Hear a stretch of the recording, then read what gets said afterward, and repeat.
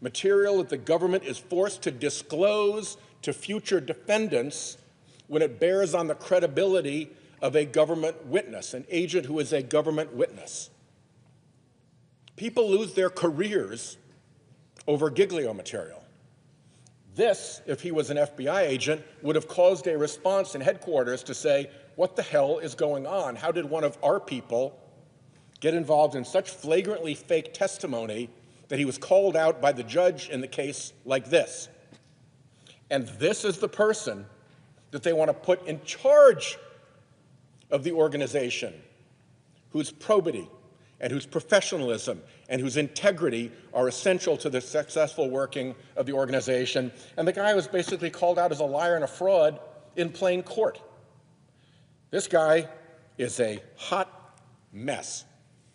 And when you have a character like this that lies in court, that runs chainsaw memes about your opponents, that every person who he tried to work with who was senior in the Trump administration said, get this bum out of here, I don't want to be anywhere near him, that's a record.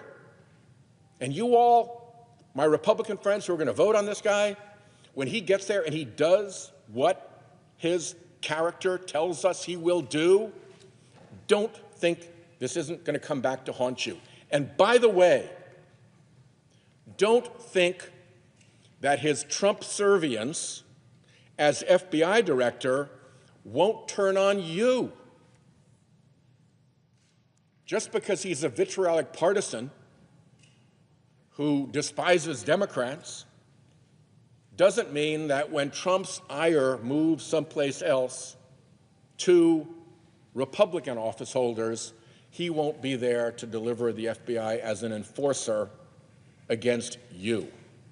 So there's a lot to be concerned about. I'll close with this. Never before in the history of American law enforcement has somebody sought to attain a high position in American law enforcement who has pled the Fifth Amendment. Not only did he plead the Fifth Amendment, but he refused to tell the committee what it was all about.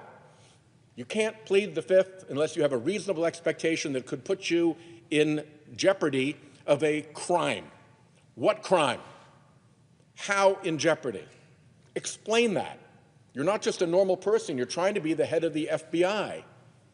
In a civil case, pleading the Fifth entitles the judge to instruct the jury to draw an adverse interest about your testimony, that the jury can find against you because you took the Fifth. Why we have not had a straight answer yet from our Republican colleagues about why the guy who wants to be the head of the FBI pled the Fifth? It is an unprecedented, terrible situation. With that, I yield the floor.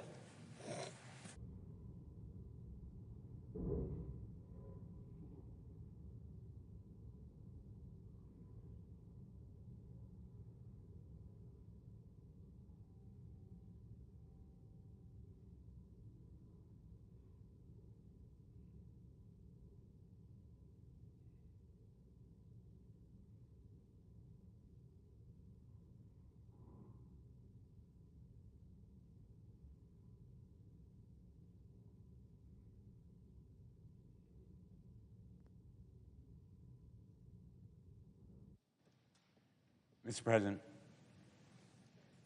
Senator from Connecticut is recognized. Thank you, Mr. President. I want to begin where my wonderful friend and colleague, Senator Whitehouse of Rhode Island, ended in opposing the nomination of Kash Patel to be director of the FBI. I served as United States Attorney as well, and I know firsthand what an investigation and a prosecution can do to an individual's life, even without a conviction. I used to tell my staff the most important thing we decide to do is to start an investigation or bring charges, because that person will be under a magnifying glass, having to defend himself, even if no charges are brought, and to defend himself even if there's no conviction, and the charges themselves can do irreparable harm to a person's reputation, his finances, his family, his life. We entrust these positions, investigative and prosecutorial, to people who deserve the credibility and reliance that we give them. So the position of Director of the FBI or Attorney General of the United States or prosecutors and investigators who work for them are not ordinary positions. Even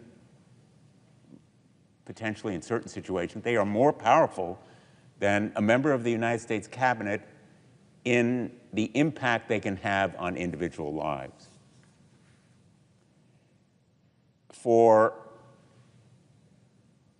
the ordinary nominee, any of the defects in character or experience or performance in past jobs would have been disqualifying.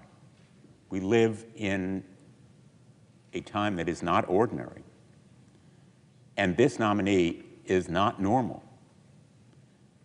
I've never seen any nominee to a position of significant responsibility that has as many disqualifying factors in his or her background. But I think that one comment about him that strikes me whenever I read it is the full quote from former National Security Advisor John Bolton. Part of that quote has been cited by previous speakers. I want to read the whole quote. Kash Patel's conduct in Mr. Trump's first term and thereafter indicates that as FBI director, he would operate according to secret police chief Lavrenti Beria's reported comment to Joseph Stalin, "Show me the man, and I'll show you the crime." Now, very few people remember Secret Police Chief Beria and the terror he caused in carrying out Joseph Stalin's edicts to destroy people's lives, to execute them, to eliminate their families. But the mantra of Beria and Stalin, "Show me the man, and I'll show you the crime. Make up the crime to fit the man, and we will eliminate him." We're talking here about a nominee who has an enemies list. He calls it something different. He calls it government gangsters, and he's on a manhunt for them. Manhunt is his word. He can use different words, but the point here is he is on a mission to use the powers of this office in Donald Trump's name for political retribution against his enemies, against Trump's enemies, against MAGA's opponents. To use these institutions for political retribution is the height of irresponsibility. Even to hint at it ought to be disqualifying, and he has made it explicit in his past writings and his statements and speeches, not just a couple of times. It is a theme that runs through his public comments, that eliminating enemies through the use of prosecution is not only acceptable, but it's desirable. The FBI is a very special agency, 38,000 civil servants, including 13,000 special agents who go after international and domestic terrorism, cyber criminal syndicates, foreign espionage, organized criminal enterprises, including drug cartels, child sexual exploitation, and human trafficking, and many other crimes that affect our lives and the lives of everyday Americans across the country. All different backgrounds, races, religions can be victims of crime that the FBI investigates. And the FBI agents put their lives on the line because pursuing these crimes often puts them at risk from bad guys who may not even know that they're shooting at an FBI agent, but it's somebody pursuing them. They may not know that an FBI agent is operating undercover, and they may be killing him. And so the FBI's work is a dangerous business, but it is for our good and our safety. The American people deserve an FBI leader who is worthy of them. The American people deserve a director of the FBI who will keep them safe and who will make that safety a priority. But in recent weeks, the Trump administration has systematically weaponized and politicized both the FBI and the Department of Justice. On her very first day of office, Attorney General Bondi created a, quote, weaponization working group. Let me repeat that.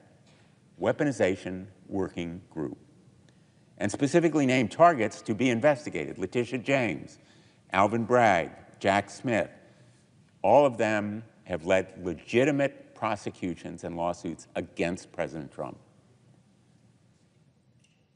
There have been reports that prosecutors and FBI agents have been reassigned from drug trafficking to do immigration enforcement, from terrorism task forces to immigration enforcement. And the administration has issued allegedly unethical or illegal orders, causing many top prosecutors to bravely resign rather than betray their oaths of office. We're talking about men and women who love their jobs in the Department of Justice and do them well.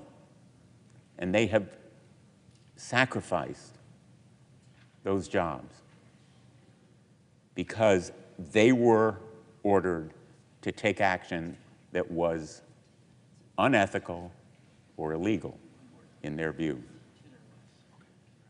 We need now more than ever an FBI director who is trustworthy and devoted to the ideals and values of the Department of Justice and the Constitution above all.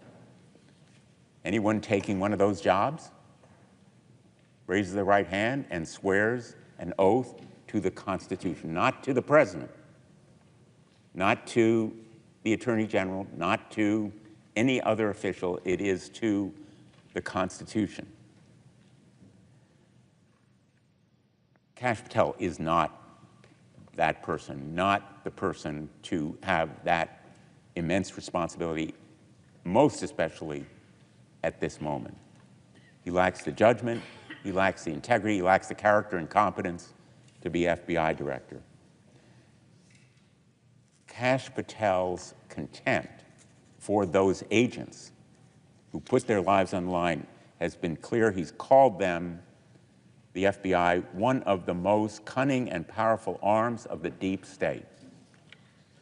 And there are now highly credible whistleblower reports that he may have directed the purging of senior leaders at the FBI, as well as potentially a mass firing of career FBI officials. Those FBI officials who served professionally with distinction, put their lives on the line, purged as a result of Kash Patel involving himself, in fact, in those decisions, even as under oath, in response to my questions, he said, quote, all FBI employees will be protected against political retribution. All FBI employees will be protected against political retribution. Well, we stood in front of the FBI headquarters this morning.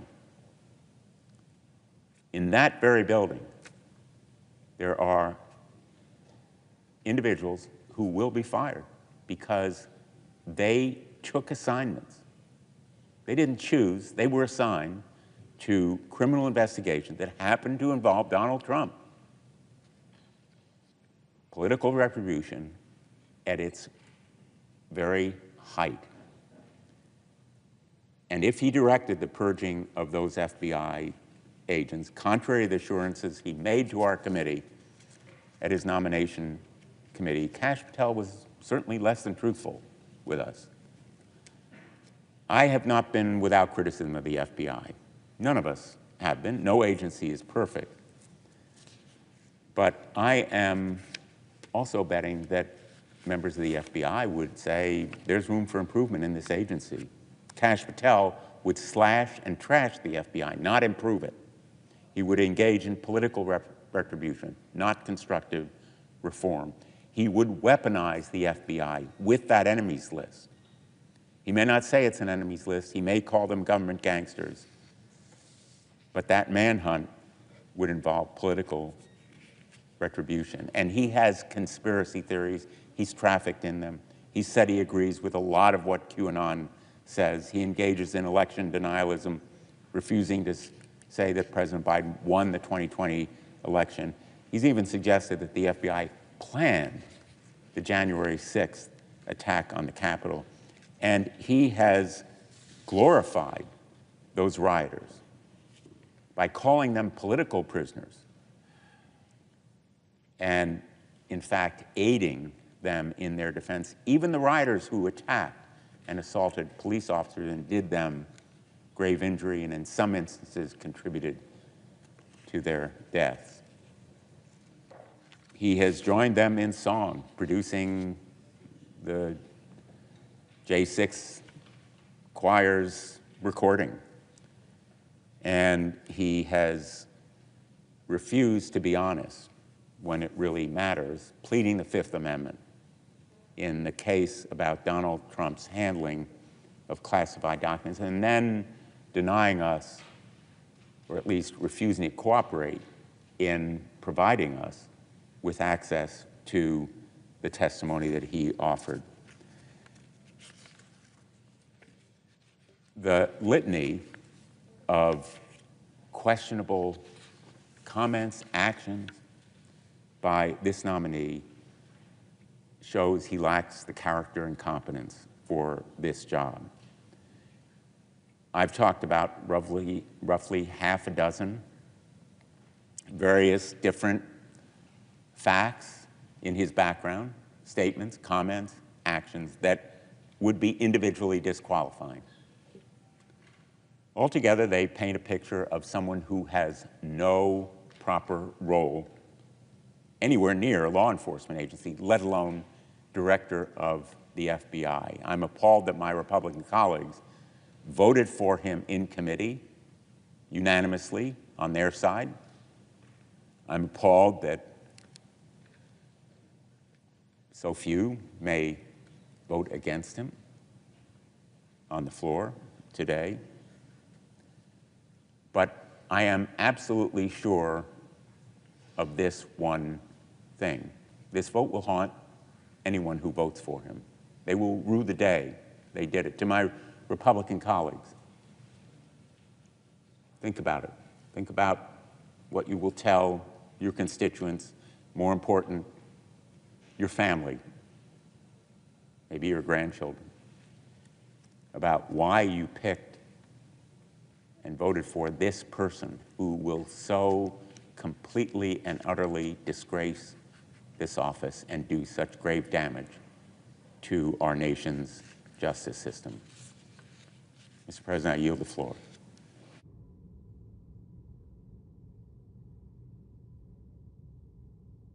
President, I ask permission to speak up to 10 minutes. Without objection, the senator from Vermont is recognized. Thank you, Mr. President, and I thank my colleagues for joining me here today. I oppose Kash Patel and believe he is the dangerously wrong choice to serve as the director of FBI. We all have great admiration for the FBI. The men and women there serve our nation, do hard work every day, and for decades they've served as a non-political agency that protects us and defends the rule of law.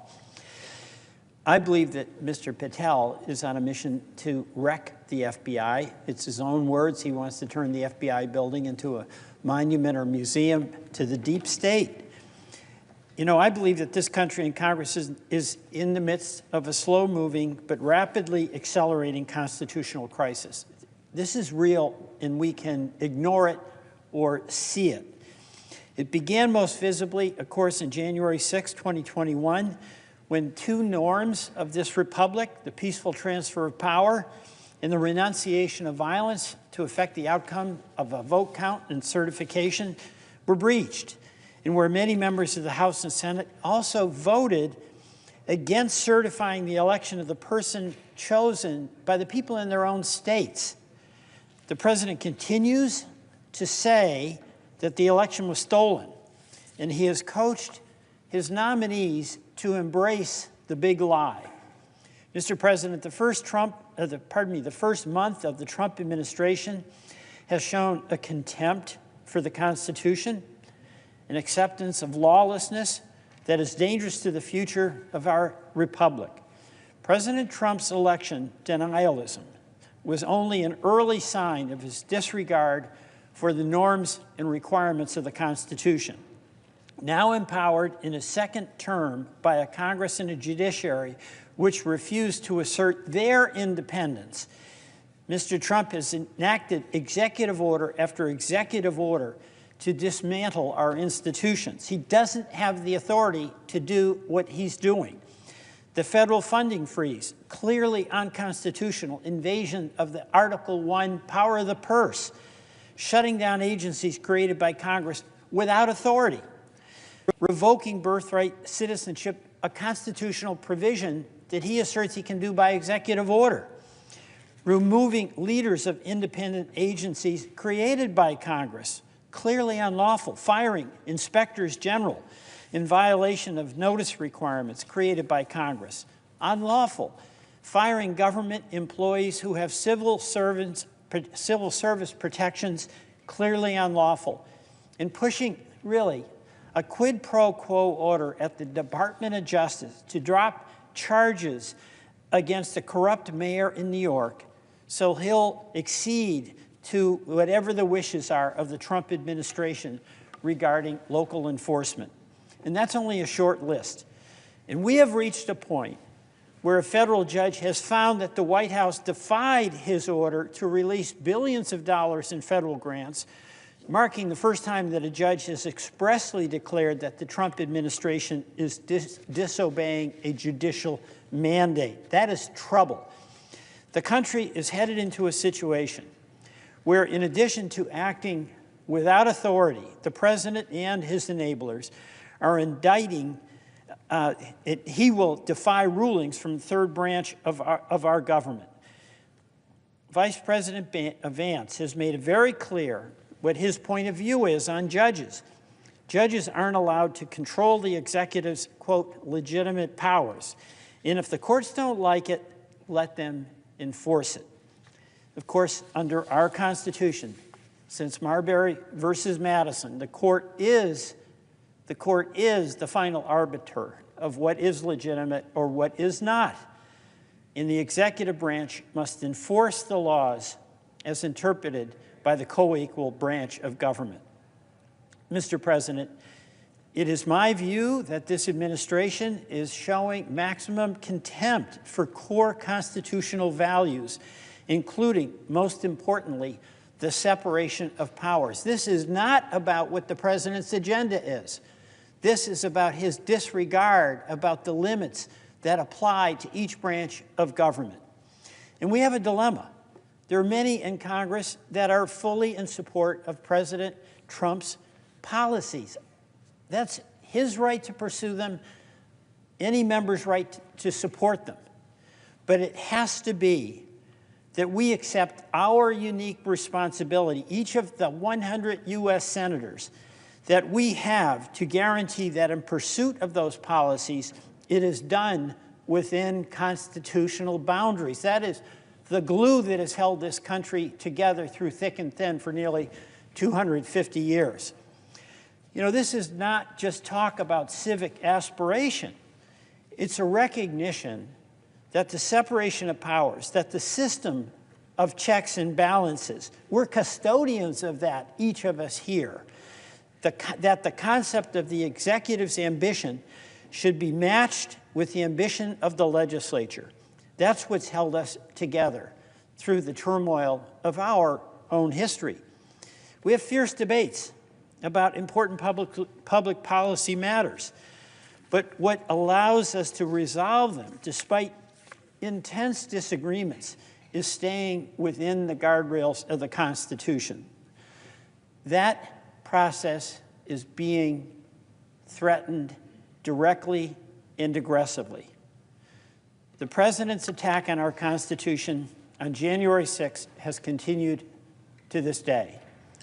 We've witnessed a renunciation of the decision that the American people made in the 2020 election by President Trump's nominees. Many of them who came before us, including Mr. Patel, were unable to simply say who won the 2020 election. They continued the Stop the Steal narrative even 4 years later. And now we have President Trump in his first month in office acting in ways that continues to challenge the constitutional order. I'm voting against Mr. Patel primarily, but not exclusively, because he's clearly an instrument in that effort to continue eroding the precepts of the Constitution on separation of powers. And I urge all my fellow senators, Republican and Democrats, to embrace the responsibility we have to assert our responsibility and authority as a co-equal branch. This is a difficult time, particularly for many of my esteemed colleagues on the Republican side. You may support, as I mentioned, the policies of the president, but we've got to take a look at how he is going about trying to implement them. That really matters. We are all custodians of the constitutional order. I'm regarding what President Trump has been doing in his first month in office as an illegal rampage. It's a rampage of illegality. He's showing a contempt for Congress and a contempt for the United States judiciary. Mr. Patel has signed on to that agenda. He isn't just someone who will be forced to participate in the president's campaign of retribution. He's an active participant. He's got his enemies list. We know this because his own words said what was the FBI doing planning January 6th for a year? No basis for that other than to set up the attack on the good men and women of the FBI. Mr. Patel is the one who created a list of deep state individuals. This is like Russia kind of stuff, half of whom are Republicans in the so-called deep state. And he called it nothing more than a cabal of government gangsters and allies. This is the department he's going to be leading, really. And he's the one who said, thank you to President Trump for helping put so many government gangsters in their place. Mr. President, Mr. Patel is not the person to lead the FBI. And my hope is that all of us should consider what Mr. Patel will do. He's going to use the power of the FBI to go after all those in government, those in the media, and those across the country he doesn't agree with. He cannot serve as the next director of the FBI. I yield back. All post-cloture time has expired. The question occurs on the nomination. Do I hear a sufficient second? There appears to be a sufficient second. The clerk will call the roll. Ms. Alsobrooks, Ms. Baldwin, Mr. Banks, Mr. Barrasso.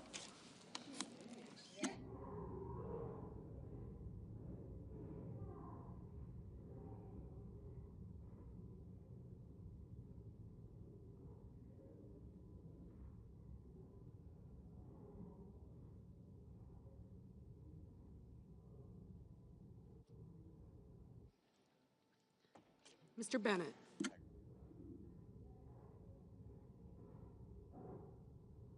Mrs. Blackburn. Mr. Blumenthal. Ms. Blunt-Rochester. Mr. Booker.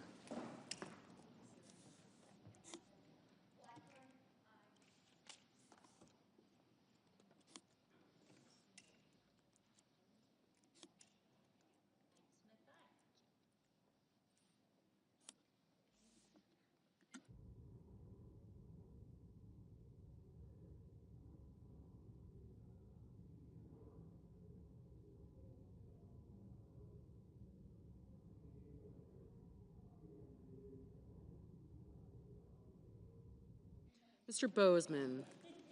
Mrs. Brett. Mr. Budd. Ms. Cantwell. Mrs. Capito.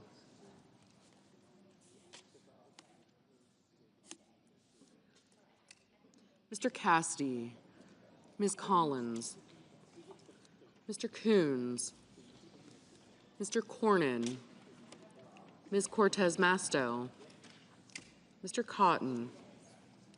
Mr. Kramer. Mr. Crapo. Mr. Cruz. Mr. Curtis. Mr. Daines. Ms. Duckworth. Mr. Durbin. Ms. Ernst. Mr. Fetterman. Mrs. Fisher. Mr. Gallego. Mrs. Gillibrand. Mr. Graham. Mr. Grassley. Mr. Haggerty. Ms. Hassan. Mr. Hawley. Mr. Heinrich. Mr. Hickenlooper. Ms. Hirono.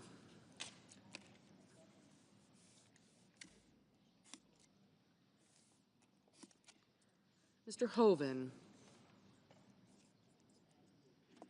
Mr. Husted. Mrs. Hyde-Smith. Mr. Johnson. Mr. Justice. Mr. Kane.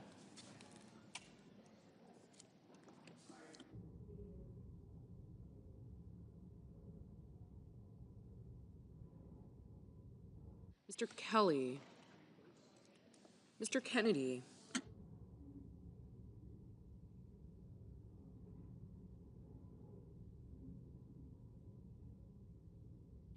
Mr. Kim. Mr. King. Ms. Klobuchar. Mr. Langford. Mr. Lee. Mr. Lujan. Ms. Lummis. Mr. Markey. Mr. Marshall. Mr. McConnell. Mr. McCormick. Mr. Merkley. Mrs. Moody.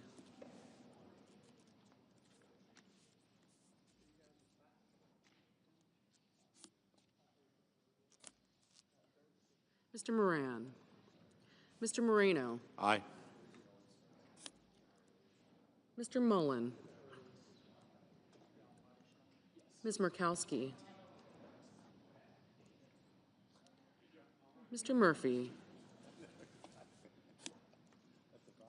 Mrs. Murray.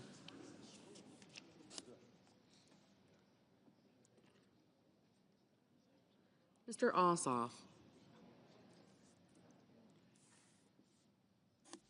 Mr. Padilla. Mr. Paul. Mr. Peters. Mr. Reed.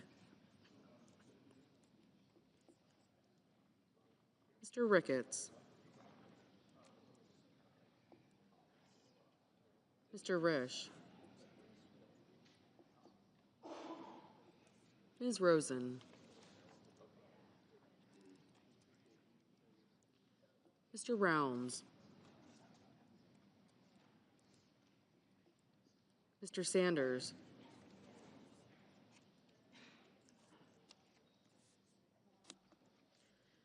Mr. Schatz.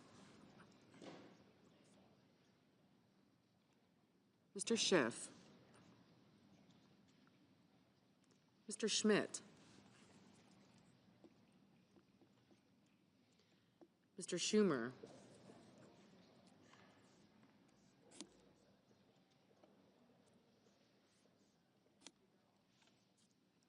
Mr. Scott of Florida. Mr. Scott of South Carolina. Mrs. Shaheen. Mr. Sheehy.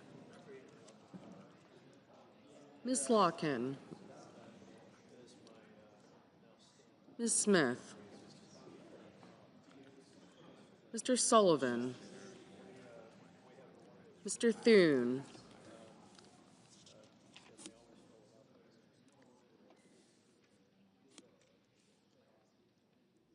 Mr. Tillis.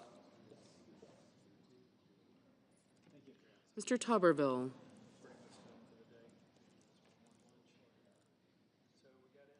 Mr. Van Hollen. Mr. Warner. Mr. Warnock. Sir.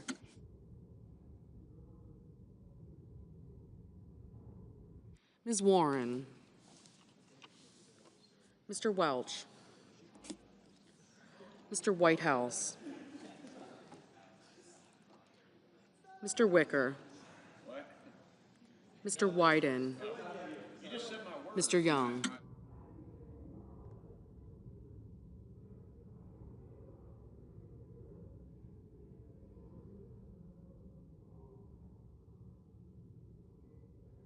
Senators voting in the affirmative: Banks, Barrasso, Blackburn, Britt, Budd, Cassidy, Cotton, Ernst, Grassley, Haggerty, Hawley, Hyde-Smith, Kennedy, Moreno, Paul, Schmidt, Scott of Florida, Tillis, and Young.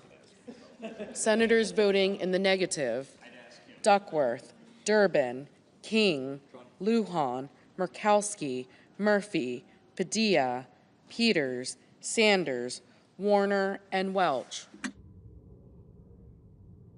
Ms. Slotkin. Ms. Slotkin, no.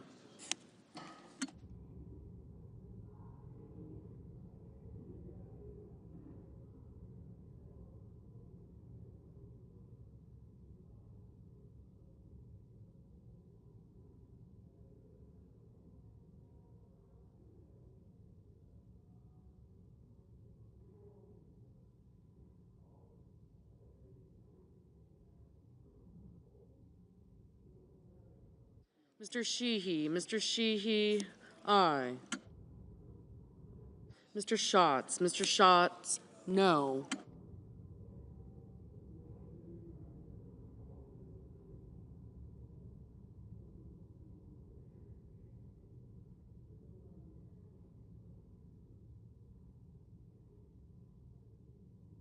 Mrs. Moody. Mrs. Moody, aye.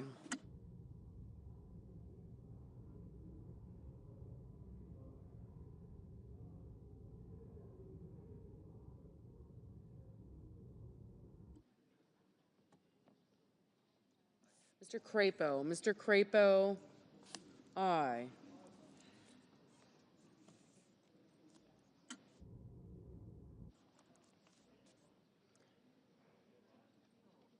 Mr. Scott. Mr. Scott of South Carolina, aye.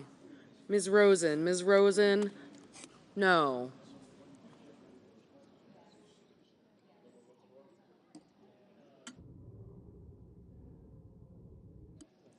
Mr. Tuberville, aye. Mr. Husted, aye. Mr. Johnson, aye.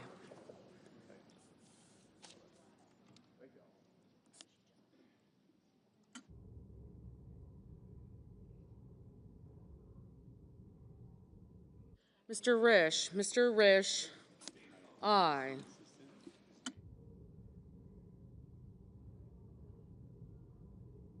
Mr. Kelly, no.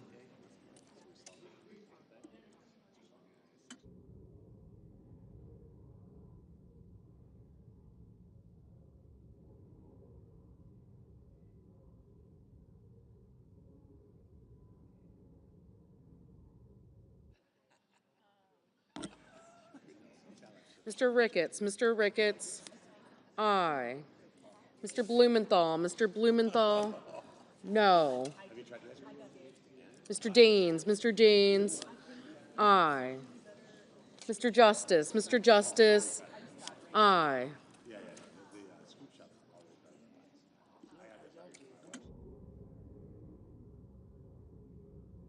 Ms. Cantwell, no. Mr. Graham, aye. Ms. Collins, no. Mr. Marshall, aye. Ms. Lummis, aye. Mr. McCormick, aye.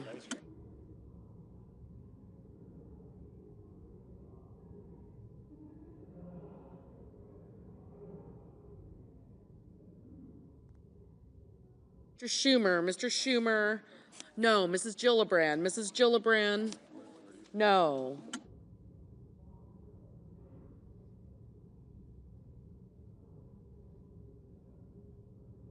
Mr. Sullivan, aye.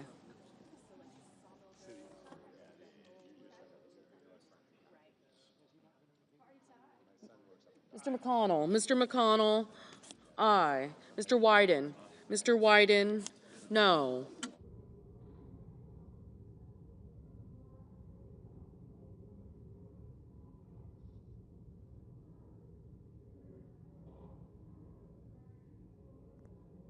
Ms. Alsobrooks, no.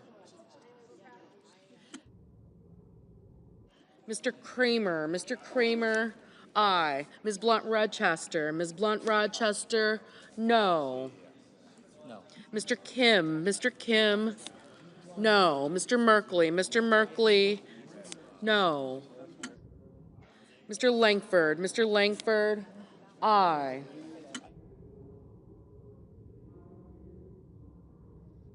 Mr. Kane, no.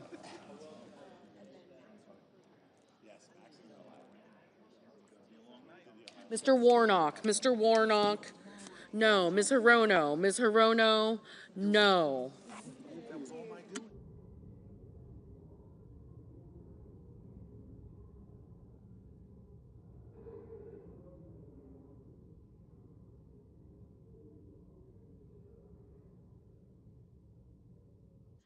Mr. Booker, no. Mrs. Murray, no. Mr. Heinrich, no. Ms. Cortez Masto, no. Mr. Rounds, aye.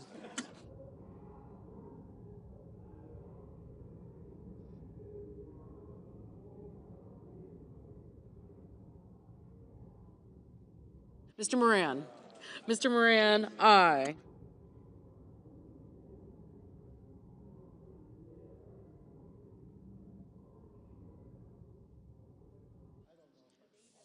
Mr. Reed, no.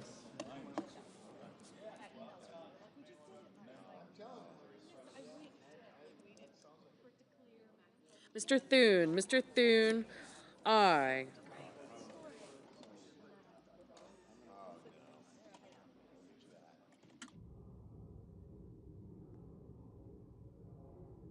Mr. Cornyn, aye.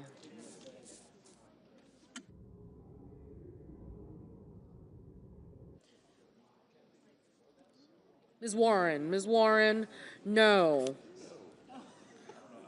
Ms. Hassan, no. Mr. Ossoff, no.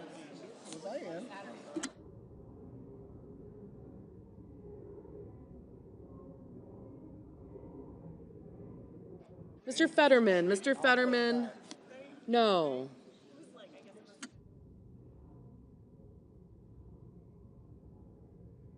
Ms. Smith, no.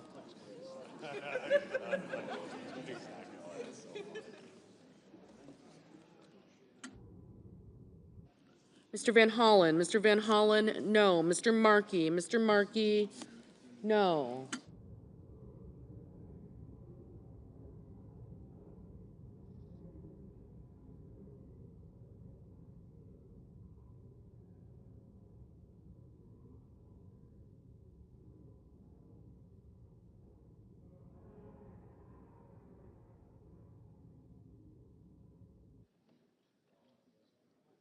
Mr. Coons, no.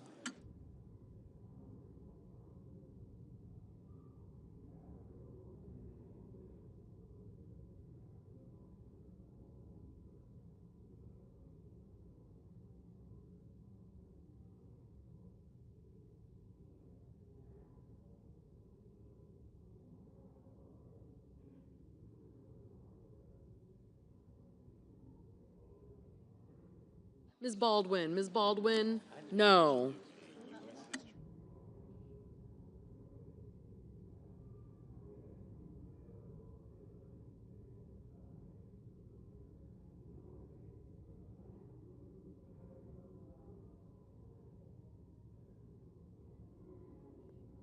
Mr. Hickenlooper, no.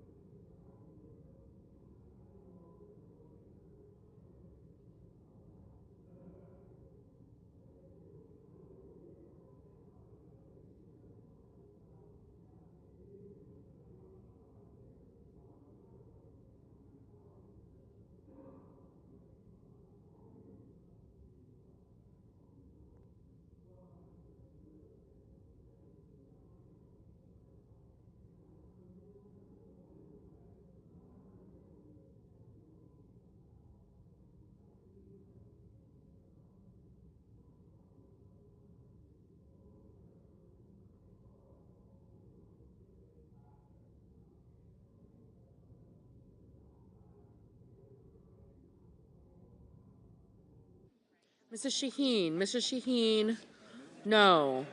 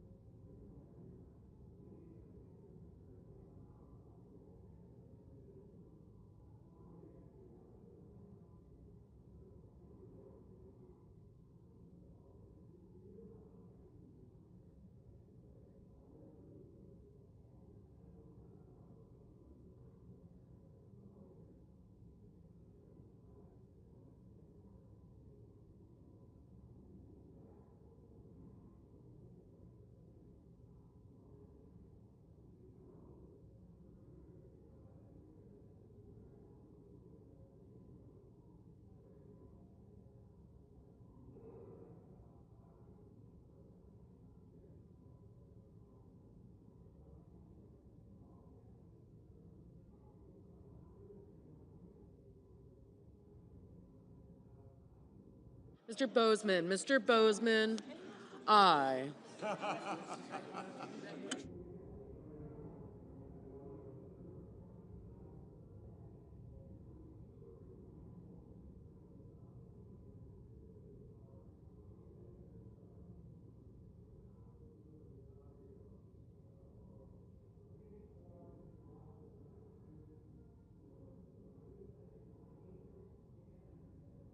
Ms. Klobuchar, no. Mr. Hoven, aye.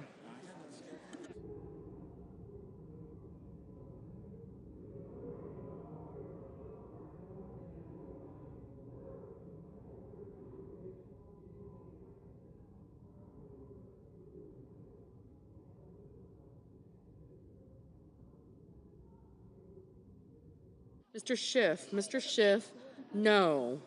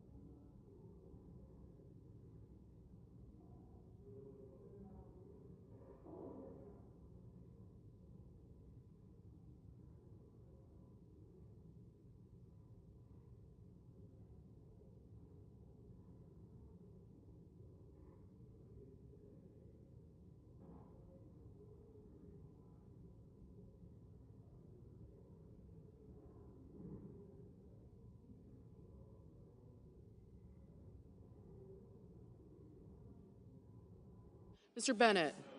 Bennett, no. Mrs. Capito, aye. Mr. Wicker, aye.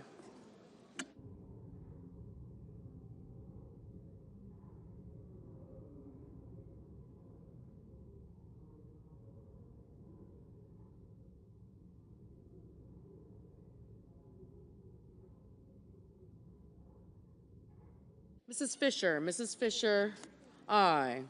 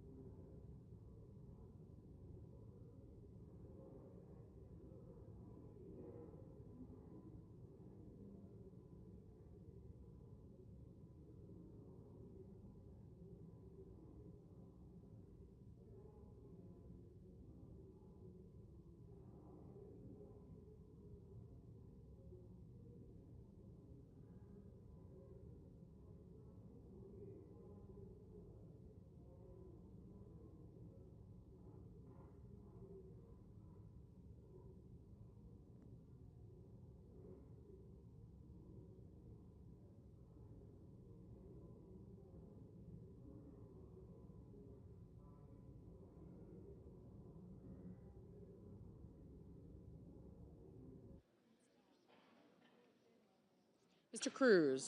Cruz, aye.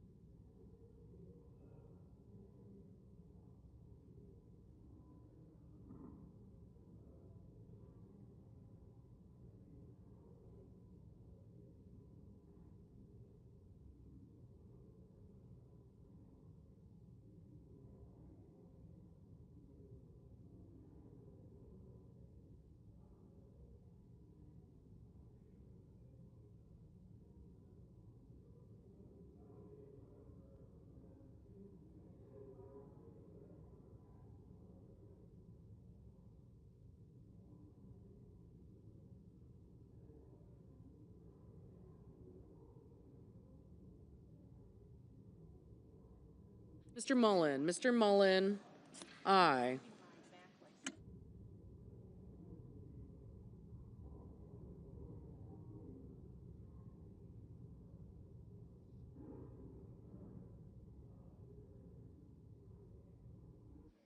Mr. Lee. Mr. Lee, aye.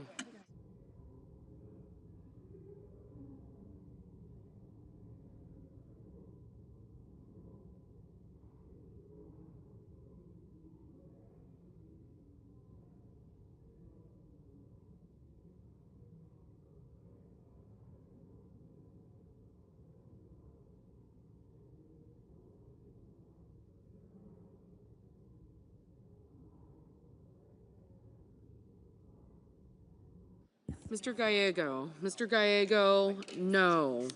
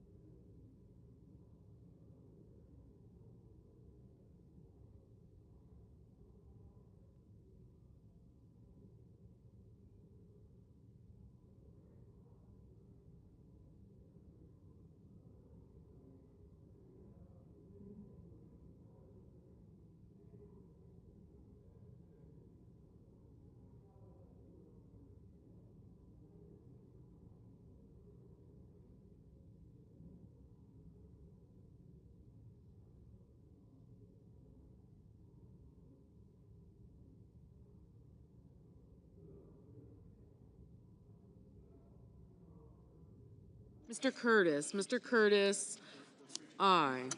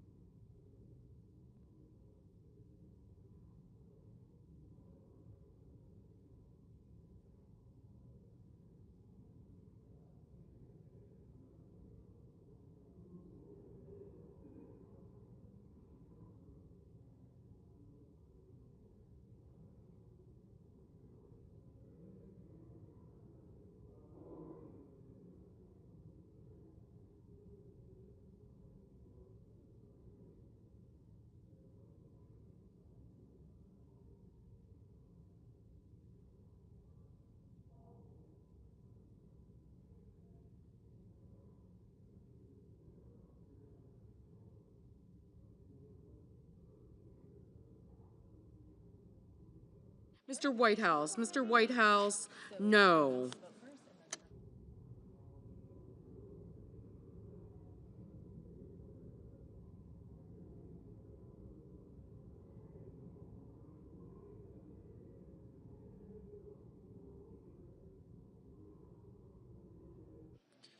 The yeas are 51. The nays are 49. The confirmation is confirmed. Under the previous order, the motion to reconsider is considered made and laid upon the table, and the President will be immediately notified of the Senate's actions.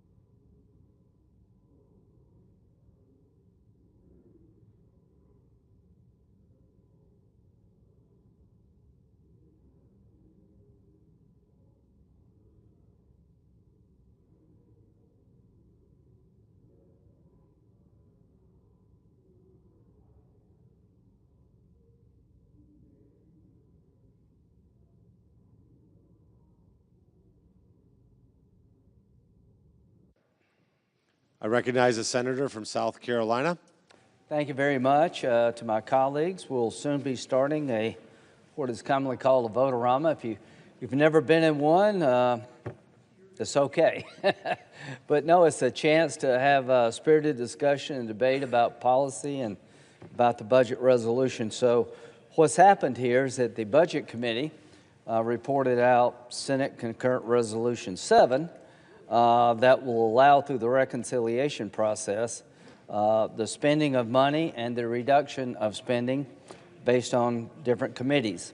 This resolution allows for $175 billion of border and immigration policy enhancements, but it doesn't spend a penny. It allows the Judiciary Committee and the Homeland Security Committee to come up with up to $175 billion plan to secure our border and do immigration reform. And what will happen is that those two committees, Mr. President, will work with the Trump administration to meet their priorities. There's nothing in this resolution directing one dime of spending, and no spending bill can be implemented without presidential signature. So I want to make sure that's clear. There's $150 billion in increased defense spending. Why? Because we have a lot of threats. Since the withdrawal of Afghanistan, radical Islam is on the rise. We've got a hot war with Russia and Ukraine. Israel's facing enemies on 7 sides. We've provided weapons to our allies in Ukraine and Israel. We've run out of 155 howitzer rounds for a while. We've got to reinforce our industrial base. We need more money into our military yesterday to make sure that we can deter a war, and if we get them to a war, we win it. So the $150 billion will be allocated by the Armed Services Committee.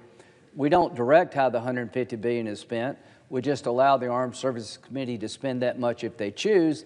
They decide what to spend it on. So this idea that there's somehow money in this resolution for Ukraine or any other specific purpose is not true. All we do is create a number for the committees to mark up to, and it's up to the committee as to what is in the $150 billion package. And to all the colleagues here, you'll eventually get to vote on that work product. And if you don't like it, you can vote no, and eventually that work product will have to be signed by the president. So that's the way the process works. But what we're doing today is jump-starting a process that will allow the Republican Party to meet President Trump's immigration agenda through the reconciliation process, and the Democrats used this very process to pass Obamacare and the Inflation Reduction Act. We're going to use it to secure our border. We're not going to grow the government just for the sense of growing the government. We're not going to create the Green New Deal. We're going to create border security transformational in nature. Ladies and gentlemen, we're about to embark on a plan to jumpstart the most transformational border security bill in the history of the United States, because we need it yesterday. We've had 11 million people come to this country legally. Fentanyl kills 3,000 Americans every 2 weeks. It comes across that southern border. We're running out of detention space to hold people. Tom Homan, the border czar, came to the Republican Senate last week or 2 weeks ago and said that ICE is out of money. This resolution jumpstarts the process to get Tom Homan the money he needs to fill the promises we made, to build more detention beds so you don't have to let people go. Laken Riley's murderer was in detention and released because of lack of bed space, wound up killing the young lady. That should never happen again. When you're detained, we should hold you and process you according to law, not release you. We need more detention beds. We need to finish the wall. This $175 billion will be allocated by the committees in question, and it will allow President Trump to finish the wall, secure the border, and deport criminals. ICE is out of money. If you think it's a good idea to go after the criminal gangs that have come here over the years illegally, then you're right. To my Democratic colleagues, you should be working with us, not against us. Everybody should want to clean up the mess of the last 4 years. Everybody should want to go after criminal gangs. Everybody should want to secure the border because it's a national security nightmare. And nobody should want the dilemma of a nation having to let somebody go who could potentially be dangerous because you have no place to put them. This $175 billion will allow the most transformational border security bill in the history of the country at a time of great need. The $150 billion will be allocated by the Armed Services Committee. They'll decide what to spend it on, but there's a lot of modernization we need of our nuclear triad fleet. We need more weapons. Our stockpile is low. There's a bunch of things we can spend $150 billion on, but we'll let the Armed Services Committee decide those priorities. When it comes to the border security $175 billion plan, the committees of jurisdiction will allocate that money, not this resolution. But without this resolution, we can't move forward. Why is this resolution important? Without this bill passing, Senate Concurrent Resolution 7, there is no hope of getting money for the border the way it needs to be done. Without this resolution passing tonight or early tomorrow, we're not going to get any money for the military without having to negotiate non-military spending increases. We don't have a lack of spending problem in our country. We have spent way too much on things that don't matter enough. Part of this process will be committees finding offsets, reducing spending. So we're telling the Armed Services Committee, spend $150 billion the way you see fit. We're telling 2 committees to spend $175 billion to secure our border, and we're telling 7 other committees, find savings inside your committee to offset the spending we're creating in this bill. I think they can do that. I think what DOGE is doing is good. This is a form of that. Every committee that's been instructed to save at least $1 billion will be able finally to go into the committee itself, what they spend on, and reduce spending because we're directing them to. My hope is that the $342 billion we're going to spend to secure our border, help the military, enhance the Coast Guard, will be offset with $342 billion of cuts in other parts of the government. We can do it, but this resolution has to pass or we won't do it. I'm highly confident that the Republican chairman of the committees in question will deliver. I'm highly confident that we can find savings in the government to offset the spending we're creating. The Democratic Party used this process for the Green New Deal. They used this process for Obamacare. We're using this process to help our military, who needs help, to secure a border that's been broken, and enhance the Coast Guard. That's the difference. We're doing things that need to be done to make us safe. 3,000 Americans die every 2 weeks because fentanyl comes across the border. We're going to fix that. Since President Trump's been in office, border crossings have gone down by 90%. We want to reinforce its success. We want to finish that wall. We want to make sure we never release another person in this country because we don't have a bed. We're going to make sure that the criminal gangs keep leaving, not staying, because the ICE doesn't have enough money. Why are we doing this? Because Tom Holman and Mr. Voigt, the head of OMB, told us 2 weeks ago we're out of money to finish the job that President Trump started. To my House colleagues, I prefer one big, beautiful bill that makes the tax cuts permanent, that does the things we need to do on the border and with our military, and cuts spending. I wish you all the best. I prefer what you're doing to what we're doing, but we got to have a plan B if you can't get it done soon. What is the Senate doing? We've decided to front-end load security. We want to cut taxes. We want to make the tax cuts permanent. We're going to work with our House colleagues to do that. They expire at the end of the year, but we have time to do that. It is the view of the Republican Senate that when it comes to border security, we need not fail. We should have the money now to keep the momentum going. When it comes to the Republican Senate, we believe the military needs money now because the world's on fire. To my House colleagues, we will all get there together. If you can pass the one big, beautiful bill that makes the tax cuts permanent, not 4 or 5 years, then we'll all cheer over here. Nothing would please me more than Speaker Johnson being able to put together the bill that President Trump wants. I want that to happen, but I cannot sit on the sidelines and not have a plan B. This nation is under threat. The illegal immigrants who have come here by the millions need to be sent back by the millions. The border needs to be secured. The wall needs to be finished. We need more detention space. We need to upgrade our military capability now. The reason we're doing it now is because we were told ICE is out of money now. So I'm hoping that the House can deliver, but I am very confident that the Senate, early in the morning, Republicans, not one Democrat vote, will set in motion a process that will transform our border security to the most modern, aggressive border security plan in the history of the country, North and South, that will set in motion $175 billion of new spending to secure the border in a way that's never been achieved in the past. If this resolution fails, God help us all. If this resolution passes, help is on the way.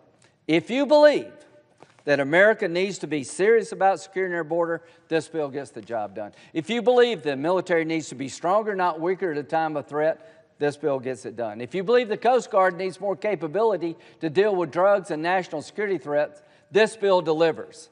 This is a security bill. This is a bill that will combat fentanyl killing Americans. There are more Americans dying every 2 weeks from fentanyl than on 9/11. Hundreds of thousands of young Americans, young and old, but mostly young, have died from fentanyl poisoning coming across that southern border. We're going to go after those cartels. I'm confident that President Trump is the new sheriff in town that we need. But without resources, it won't work. Tom Homan came to us and begged us for money to continue the plan he's enacted to get gangs out of this country, to secure that border, to have more detention space. Tom, we heard you. We're going to meet your needs. So I'm excited about this debate. I'm excited about Republican-led committee chairmen, finding ways to reduce spending to pay for this. This is a big deal, folks. The Republican Party is going to go all in on border security. We're going to upgrade our defense capability, and we're going to pay for it. Anybody at home ever had to pick between two things? You couldn't be everything, you couldn't have it all, that you had to spend because your child got sick or hurt, and you had to cut somewhere else because there wasn't enough money to do both. We're going to set priorities. If you have a sick child or something bad in your family happens, that goes first. That means you have to pinch somewhere else, except in Washington. Well, that model's over. We're going to start a new way of doing business. We're going to spend on things that need to be done and should be done by the federal government to keep us safe, and we're going to offset it by reducing spending in areas not as important. I'm excited about this process. I urge my colleagues to come down on both sides of the aisle and participate in this debate. This is what I was elected to do, I think. Make America safe and prosperous, and do it in a fiscally responsible way. The idea that we're going to actually offset spending is a great day. We're going to deliver. This is going to go into the night. Our Democratic colleagues are going to have a chance to offer a lot of amendments to our approach. And they will want this and they will want that. But what breaks my heart is they don't see the value in what we're trying to do. Every American should want more money into DHS to secure our border. Every American should want more capability in the hands of the military at a time of great threat. But we can't get there. We can't reach common ground on those issues. So we're going to use the process they used. They used the process to create Obamacare, the Green New Deal, the Inflation Reduction Act. We're going to use that very same process to make the cartel's life miserable, to go after criminal gangs, to finish the wall, upgrade the capability of the Coast Guard, and make our military the most lethal it's been since Ronald Reagan. And we're going to pay for it all. Huh? They said to wait. What? In a bit, not now, I've been told, I will read a script that starts the process to the senator from Ohio, the presiding officer. This is why you came. This is what you promised to do. I was on the campaign with you, and you looked your voters in the eye and said, we're going to do things differently. We're going to secure our border. We're going to stop the fentanyls from poisoning your kids. And we're going to be serious about fiscal responsibility. We're going to pay for all this. So, Mr. President, you have a chance here to do what you promised you would do. And all of us on this side of the aisle, people are counting on us. They're counting on this Republican majority to deal with the mess that's been created for the last 4 years. They're counting on this Republican majority to give the president the money he needs to do the job that he promised to do. And we're going to deliver. We're going to do it, and we're going to do it tonight. And if it's 5 o'clock in the morning, I don't care how long it takes, we're going to deliver. And we're going to pay for everything we do. So in a little bit, in a small period of time, around 5 o'clock, we're going to start this process. And this is a big deal, folks. This is just not business as usual in Washington. This is a different way of doing business. I yield. Mr. President. I recognize the senator from Washington. Thank you, Mr. President. Mr. President, we need to be focused on solving problems, and I think most of us here get that. No matter who the president is, our constituents expect us to work for them.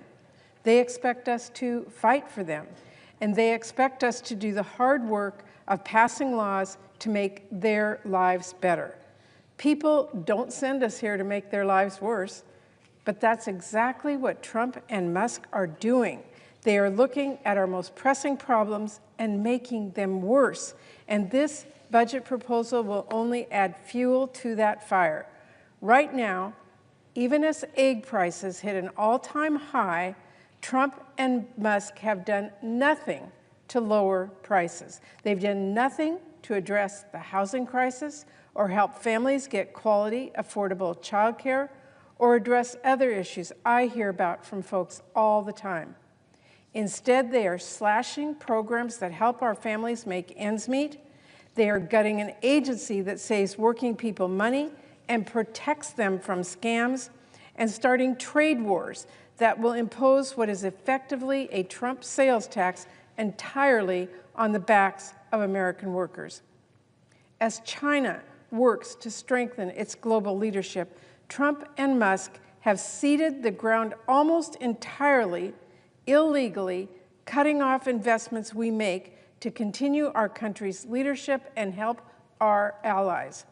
At the most precarious moment for the Middle East in decades, Trump is casually proposing to ethnically cleanse Gaza so that Trump and his family can build waterfront property there. When it comes to helping our allies in Ukraine secure a just peace, Trump is giving away countless concessions to Putin out of the gate, calling our ally a dictator and meeting with Russia without inviting Ukraine. When it comes to the bird flu, Trump and Musk are firing the very workers who are responsible for tracking the disease and keeping it from spreading further. And now suddenly they are desperately trying to hire them back. And as Texas deals with a serious measles outbreak, Trump's health secretary can't even confirm the obvious and tell parents the vaccine doesn't cause autism, which, to be clear, it does not. And almost unbelievably, just weeks after the deadliest commercial plane crash in the U.S. in over 2 decades, Trump and Musk are firing FAA workers who make sure flying is safe. Who does that help? And now Trump is letting Musk run wild by inappropriately accessing and rifling through sensitive SSA and Treasury files, with IRS being next, your data. How does that make sense? But while President Trump is busy making problems worse and trampling our laws and quoting dictators, what are we doing here in the Senate? Are we holding President Trump accountable? Are we holding his co-president, Elon Musk, the richest man in the world, who has billions of dollars in conflicts of interest, accountable? Are we putting a stop to the catastrophic cuts and reckless firings that are hurting people and our communities and setting our country back decades? Seems to me that would be a good use of time. After all, I've even heard some Republicans admit that cutting things like medical research and firing people like our VA workers are bad ideas. So you would think maybe we could work together from that common ground. But instead, Republicans are throwing all their effort behind a partisan plan to slash and burn programs that help our families and raise costs for everyday Americans and shovel billions of dollars to help people who already have billions of dollars. Meanwhile, I would like to recommend to my colleagues, we are less than a month away from a deadline to pass bills to fund our government. And as we approach that deadline, the entire world is watching as President Trump and Elon Musk shut the government down bit by bit, whatever parts Elon doesn't like. Trump and Musk are already showing thousands of our essential workers the door, despite the fact that they have no clue what those workers do or why their jobs matter. They're just turning off the lights and hoping for the best. I am hearing so much alarm from back home, from fired workers and from the people who depend on them. Trump and his co-president are shuttering entire agencies. They are locking workers out of their devices and out of their buildings and demanding the work of the American people come to a screeching halt, again, for no good reason. And let me really drive home just how damaging and extreme these firings are, because we're not talking about some routine changing of the guard or some thoughtful or strategic plan to make government more efficient. Trump and Musk are just taking a wrecking ball to the U.S. government. They don't care what they smash up, they don't care who they hurt, and they don't seem to have any idea just how painful this is for American families. We are talking about tens of thousands of people, and counting, being pushed out the door without any plan and without any justification beyond Trump and Elon just want to slash and cut with reckless abandon. This has nothing to do with making government more efficient. It's about breaking it beyond repair. Fundamentally, this is not about cutting waste or curbing fraud. Instead, this is about putting the federal workforce into trauma. That's what OMB Director Russ Vought callously put it. So they are mass firing hardworking women and men, many of them veterans, whose only mistake was serving our country, serving our communities, and believing they wouldn't get stabbed in the back by a wannabe dictator and the richest man in the world. And setting aside the fact that many were illegally fired and without real cause, it's not just the workers who are suffering because of this. These cuts undermine essential services for the American people, right down to some of the most basic functions of government. Trump and Musk are firing,